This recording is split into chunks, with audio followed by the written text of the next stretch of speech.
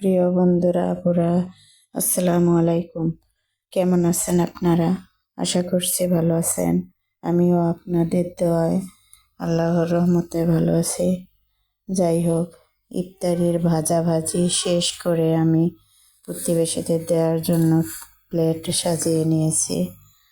আমার পাশে সামনে 3টি পরিবার, মানে আমরা এক ফ্লোরে 4 পরিবার থাকি, অর্থাৎ আমার 3 প্রতিবেশী।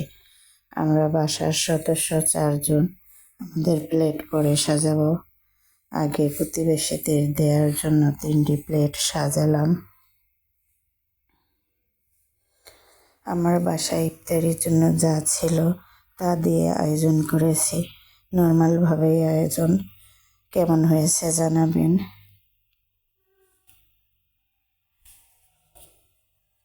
আমার সাধ্য মতো আমি ইফতারে। আল্লাহ হাফেজ, ভালো থাকবেন।